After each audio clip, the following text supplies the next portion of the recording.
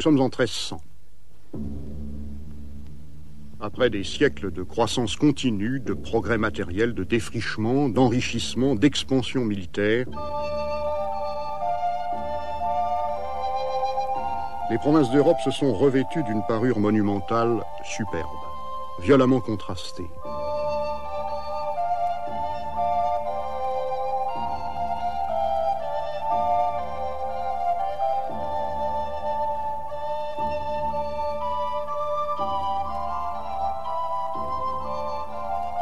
Le gothique règne à Reims.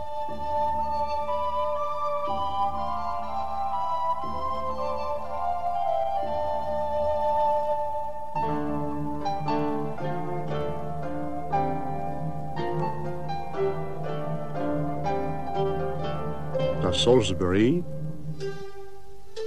L'Orient survit à Tolède.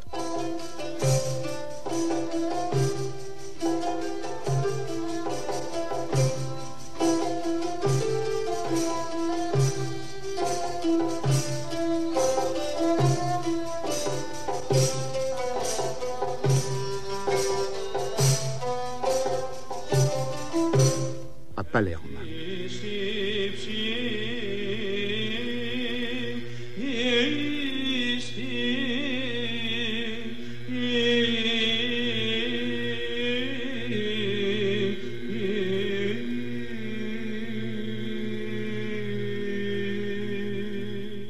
Mais à l'orée du XIVe siècle, c'est fait.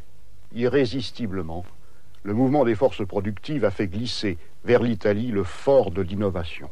Or, en Italie, ce ne sont ni les paysans, ni les guerriers, ni les prêtres qui dominent, qui donnent le ton, ce sont les hommes d'affaires.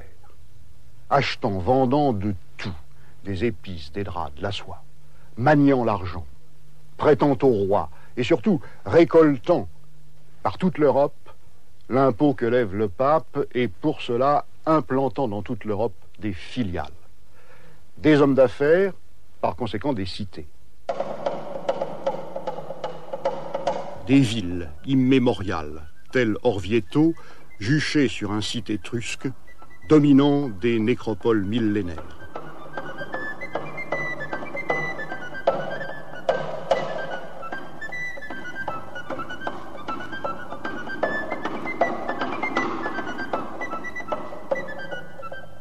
Dans ces cités, la cathédrale n'est pas, comme en France ou en Angleterre, le centre de tout. C'est un objet, un bel objet posé parmi d'autres. Dans les cités italiennes, tout s'ordonne autour de la place, du vieux forum où l'on discute, où l'on échange, et le long des rangées d'ateliers de boutiques qui s'ouvrent sur les rues.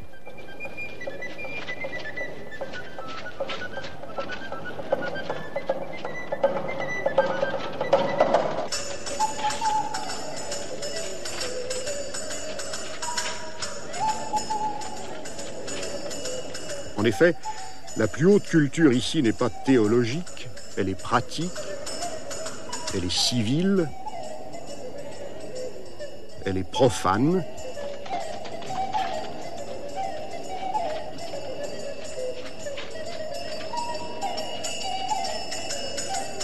Elle se fonde sur le droit romain tel qu'on l'enseigne à l'université de Bologne.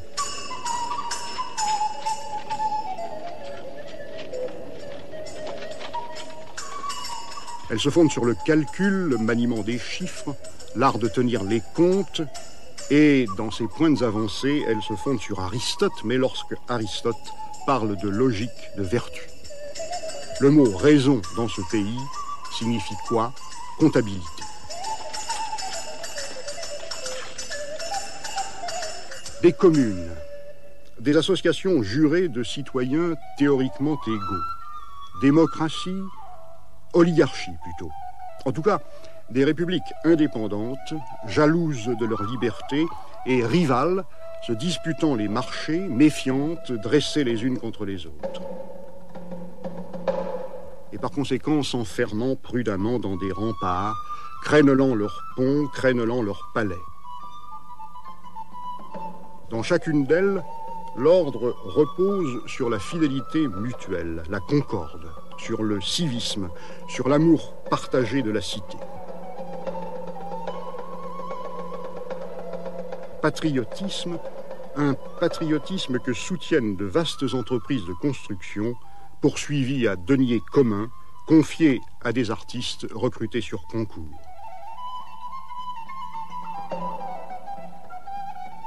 Un culte, le culte d'une déesse, la ville.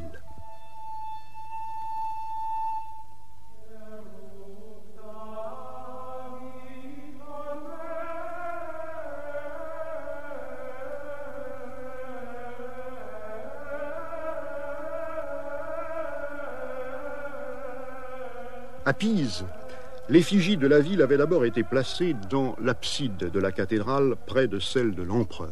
Elle apparaissait en reine-mère, agenouillée devant la Vierge.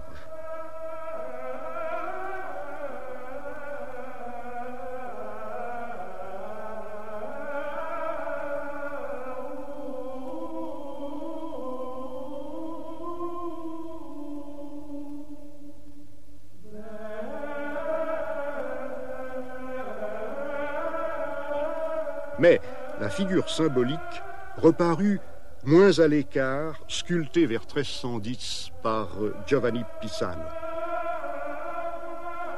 Elle soutient maintenant la chaire de la cathédrale. Une cariatide couronnée,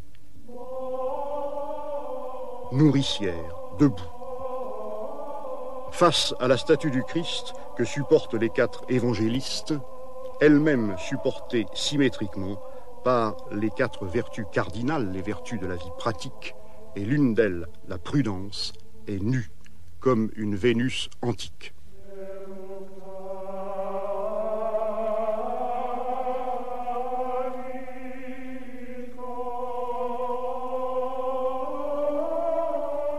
La statuaire de Giovanni Pisano se relie par des liens très étroits de parenté à la statuaire de Reims.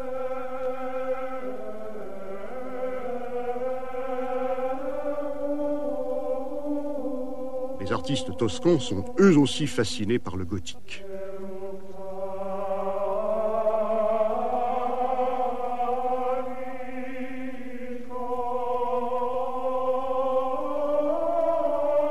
Toutefois, dans cette province, alliée au dévouement prudent à l'Empire tant que celui-ci ne gêne pas les affaires, alliée au souvenir de Rome, de la liberté romaine, la fierté urbaine porte à faire revivre, pour la gloire de la cité, la plastique des sarcophages.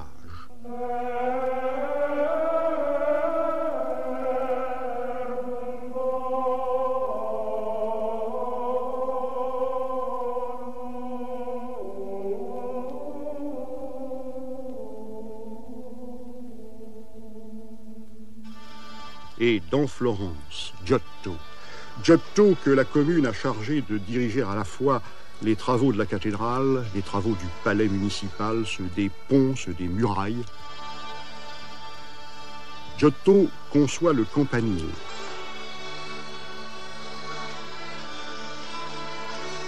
Et cette tour, près de la cathédrale, appartient bien davantage à la communauté des citoyens qu'au clergé.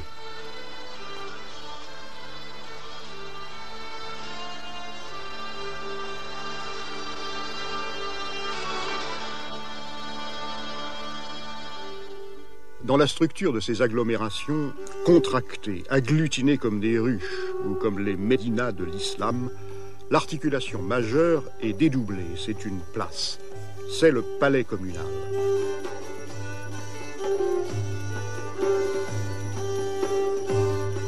Ainsi à Sienne, le plus ancien ordonnancement d'urbanisme qu'ait connu l'Europe moderne, fait converger tous les quartiers vers un seul lieu, une conque, la Piazza del Campo, pour le rassemblement des milices.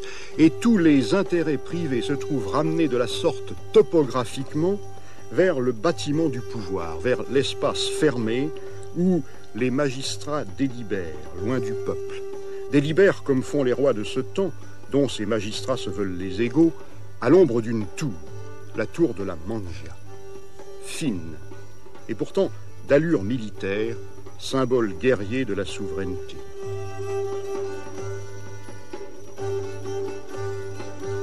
Les bâtiments municipaux des communes toscanes,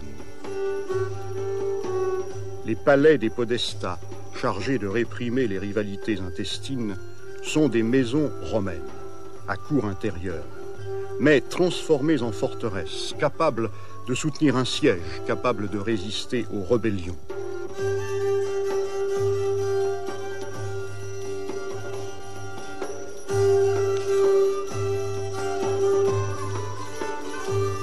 Et à l'étage, surplombant la ville, mais surplombant aussi tout le plat pays soumis qui nourrit la ville,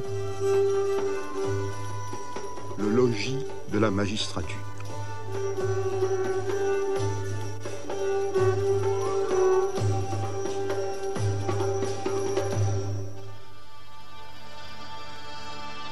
Pour aider les dirigeants de la commune de Sienne à demeurer dans la voie droite, Ambrogio Lorenzetti fut appelé en 1337 à représenter devant leurs yeux les principes et les conséquences de leurs actes politiques. Sur les murs de la salle du conseil, le peintre a disposé, comme sur une estrade, comme sur ces estrades étroites où les franciscains s'installaient pour prêcher, il a disposé un spectacle allégorique, commenté par des inscriptions, par des explications, par des légendes. En effet, l'esprit des laïcs ne pouvait à cette époque accéder aux idées abstraites que par l'allégorie, le tableau vivant, par le théâtre. Il fallait donner aux idées des formes humaines, un visage, un vêtement, des emblèmes particuliers. Il fallait les costumer, les faire vivre, afin de mieux persuader.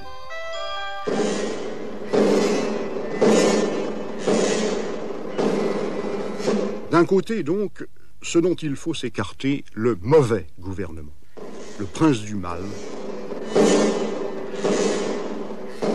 entouré de toutes les forces de confusion, le désordre, l'avarice, la gloriole, la fureur.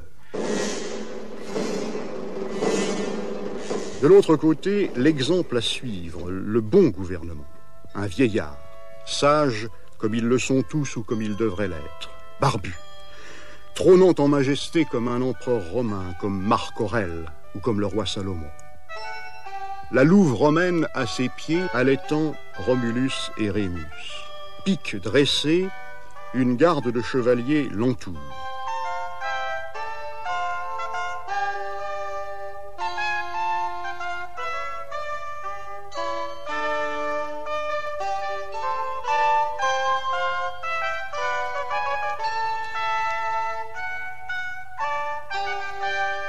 Ce personnage, remarquez-le, occupe dans la scénographie la place qui est celle de l'Éternel sur les portails romans.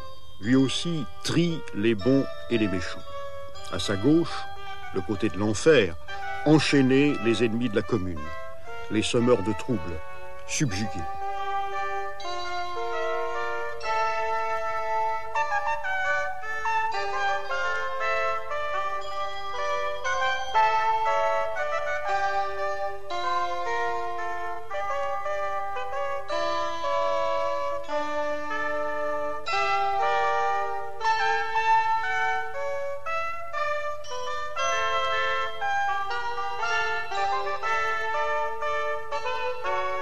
Et à sa droite, du côté du salut, la théorie sereine des 24 conseillers pompeusement parés, jeunes et vieux, les chefs des maisons notables de la ville. Des portraits individuels, ils ont posé devant le peintre, tous laïcs, pas un prêtre, pas un prince, égaux entre eux, autour de la figure exemplaire du bon pouvoir.